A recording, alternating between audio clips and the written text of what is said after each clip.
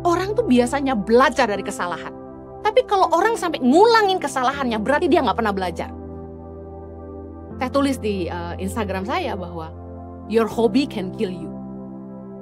Kalau kita nggak bisa dinasehati, maka yang akan jadi tempat kita belajar adalah penjara, rumah sakit, dokter yang akan mengajar kita. Kan harusnya nggak perlu sampai begitu. Jadilah orang yang nggak bebal, yang mau belajar. Orang bebal itu sulit berubah. Kenapa? Karena nggak ngerasa salah. Coba perhatikan orang yang dari muda sampai tua judi melulu, main perempuan terus, hutang, miskin, gak mau kerja, ngutang sana sini, ngandelin keluarga. Hidupnya gak berubah, malas dari muda sampai tua.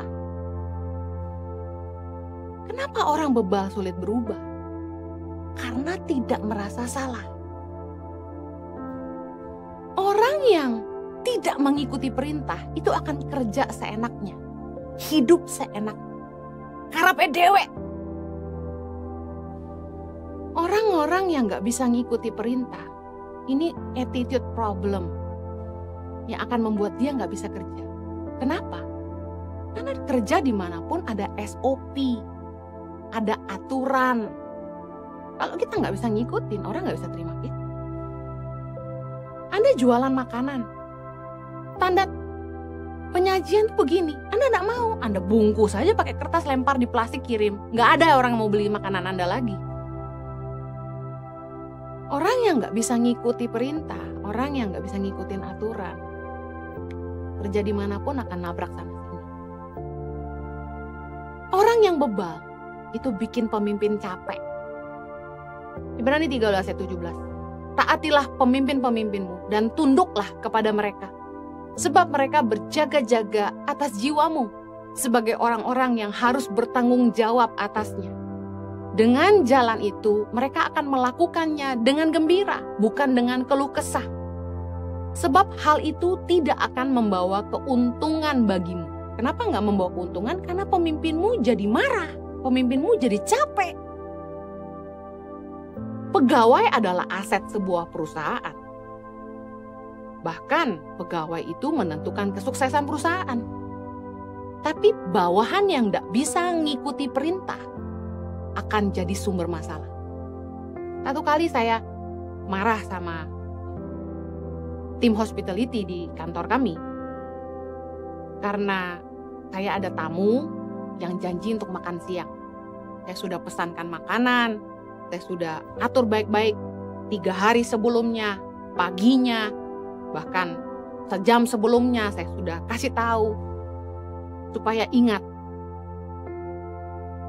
Tamu dari luar kota ini ada beberapa orang datang mengunjungi kantor Tangan Pengharapan dan saya siapkan makan siang untuk mereka. Saya minta tim di kantor untuk siapkan jam 1 siang. Apa yang terjadi? Saya sampai di kantor, tamu juga sudah menunggu, makanan tidak disajikan. Tidak disiapkan sama sekali makan siang. Ketika saya tanya, kenapa makanan tidak disiapkan? Yang satu bilang, biar makan snack dulu. Yang satu bilang, nggak tahu, katanya nanti yang ini yang mau keluarkan. Bahasanya mulai simpang siur. Orang yang nggak ngikutin perintah, ini pembangkang, bebal, dikasih tahu nggak bisa. Padahal apa sih susahnya? Sudah dikasih tahu, bahkan sudah dibantu, disiapkan. Mereka nggak perlu masak, cuma tinggal disiapkan, dikeluarkan di piring, disiapkan nasi. Itu saja nggak dilakukan. Wah, saya jengkelnya luar biasa dan saya mulai belajar bahwa memang ada orang-orang tuh yang nggak bisa ngikutin aturan. Padahal sesederhana itu. Satu kali saya pernah marah sama orang yang bekerja pada kami. Saya pesan, jangan beli ikan ini. Bapak nggak suka, banyak tulangnya. Apa yang terjadi? Dia pergi ke pasar dan dia beli ikan yang saya bilang jangan dibeli. Ketika saya tanya, kenapa kamu beli? Jawabannya gini, habis yang Bapak mau nggak ada? Loh, kalau yang Bapak nggak mau nggak ada, ya nggak usah dibelikan. Kenapa beli yang Bapak nggak mau? beberapa orang itu punya cara pikir sendiri. Karepe dhewe yang menurut dia baik aja. Suami saya satu kali marah di rumah. Dia bilang, kenapa? Kok marah-marah? Dia bilang, saya pesan sama orang yang kerja di rumah. Nanti ada orang internet datang, tolong kasih tips. Dia bilang, gak ditinggalin uang. Maksud saya kan bisa pinjam uang anak saya dulu, nanti saya ganti. Dia gak kepikiran untuk lakukan itu. Ya sudah, dia gak kasih. Padahal sudah bilang, kasih ya. Sampai saya gak enak, saya terpaksa transfer ke orangnya. Jadi ada beberapa orang nih yang dikasih tahu gak mau dengar, gak ngikuti arahan. Tidak melakukan seperti yang diperintahkan. Attitude problem. Ada satu kali Yesus memberikan perumpamaan tentang dua orang anak dalam Matius 21, 28-31 saya bacakan. Tetapi apakah pendapatmu tentang ini? Seorang mempunyai dua anak laki-laki. Ia pergi kepada anak yang sulung dan berkata, anakku, pergi dan bekerjalah hari ini dalam kebun anggur. Ayat 29. Jawab anak itu, baik Bapa, tetapi ia tidak pergi. Jawabnya baik tapi tidak pergi. Ayat 30. Lalu orang itu pergi kepada anak yang kedua dan berkata demikian juga. Dan anak itu menjawab, aku tidak mau. Tetapi kemudian ia menyesal lalu pergi juga. Ayat 31. Siapakah di antara kedua orang itu yang melakukan kehendak ayahnya? Jawab mereka, yang terakhir. Kata Yesus kepada mereka, aku berkata kepadamu, sesungguhnya pemungut-pemungut cukai dan perempuan-perempuan sundal akan mendahului kamu masuk ke dalam kerajaan Allah. Ada beberapa orang yang kelihatannya saja taat. Taat di depan.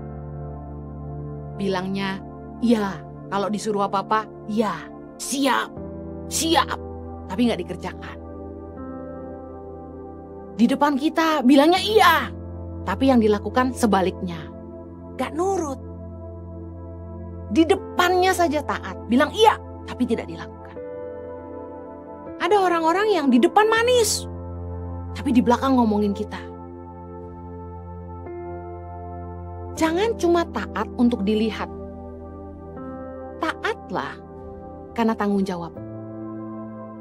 Saya percaya ketaatan yang murni itu lahir karena mengasihi. Ketaatan itu harus lahir dari hati yang mengasihi. Yohanes 14 ayat 31a, Yesus berkata gini, tetapi supaya dunia tahu bahwa aku mengasihi Bapa dan bahwa aku melakukan segala sesuatu seperti yang diperintahkan Bapa kepadaku. Karena Yesus mengasihi Bapa, makanya Yesus taat. Yesus juga berkata kepada kita dalam Yohanes 14 ayat 15, jikalau kamu mengasihi aku, kamu akan menuruti segala perintahku.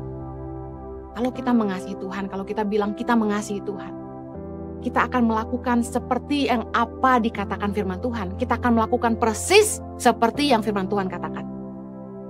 Tapi banyak orang milih-milih firman yang menyenangkan telinga aja.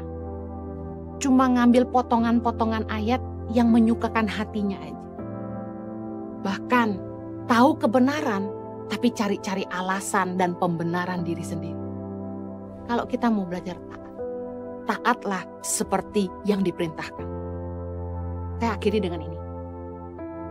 Ketaatan itu jangan cuma jadi kedok aja. 2 Timotius 3. Dalam perikop keadaan manusia pada akhir zaman, dikatakan begini ayat 1. Ketahuilah bahwa pada hari-hari terakhir akan datang masa yang sukar. Manusia akan mencintai dirinya sendiri dan menjadi hamba uang. Mereka akan membual dan menyombongkan diri. Mereka akan menjadi pemfitnah. Mereka akan berontak terhadap orang tua. Tidak tahu berterima kasih. Tidak mempedulikan agama. Tidak tahu mengasihi. Tidak mau berdamai. Suka menjelekkan orang. Tidak dapat mengekang diri. Garang. Tidak suka yang baik. Suka mengkhianat. Tidak berpikir panjang. Berlagak tahu. Lebih menuruti hawa nafsu daripada menuruti Allah. Ayat yang kelima. Perhatikan ini. Secara lahiriah, mereka menjalankan ibadah mereka. Tetapi pada hakikatnya mereka memungkiri kekuatannya. Jauhilah mereka itu. Jangan hanya kelihatan taat.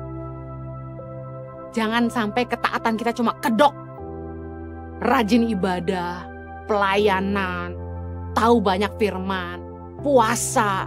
Kalau doa kata-katanya luar biasa. Tapi taatlah ketika tidak ada yang lihat, ketika tidak ada yang tahu. Jangan jahat sama orang, jangan menipu, jangan melanggar aturan, jangan mencuri, jangan curang, jangan semena-mena. Hal-hal yang sehari-hari kita lakukan dalam hidup kita, itu merupakan wujud ketaatan kita kepada Allah. Di lingkungan orang percaya, banyak kali orang Kristen kelihatan luar biasa. Tapi di dunia nyata, kelakuannya benar-benar luar biasa. Mari belajar dari ketaatan Yesus. Filipi 2:8. Dan dalam keadaan sebagai manusia, ia telah merendahkan dirinya dan taat sampai mati. Bahkan sampai mati di kayu salib. Ibrani 5:8. Dan sekalipun ia adalah anak, ia telah belajar menjadi taat dari apa yang telah dideritanya. Dan sesudah ia mencapai kesempurnaannya, ia menjadi pokok keselamatan yang abadi bagi semua orang yang taat kepadanya. Kalau kita ingin mendapat bagian dalam kerajaan kekal, mari hidup taat kepada firman Tuhan. Jangan jadi orang yang tidak bisa mengikuti aturan. Jangan jadi orang bebal. Mari lakukan seperti yang diperintahkan. Ketaatan berarti melakukan persis yang seperti diperintahkan. Saya berdoa agar kita jadi orang-orang yang taat, bukan cuma yang berkedok taat. Mari kita berdoa. Bapa di sorga, tolong kami, supaya kami jadi anak-anak-Mu yang menyenangkan hati-Mu. Kami gak pakai topeng-topeng kemunafikan, tapi biar kami hidup dalam ketaatan kepada Tuhan. Berdoa supaya kami juga dalam hidup kami sehari-hari belajar jadi orang yang taat, jadi orang yang mau dengar. Jauhkan kami dari hati yang bebal, jauhkan kami dari kekerasan hati yang gak mau dengar. Kami mau belajar Tuhan. Kami mau rendah hati dan belajar. Terima kasih Tuhan. Tolong kami, mampukan kami untuk menghidupi firman-Mu. Demi nama Yesus kami berdoa. Amen.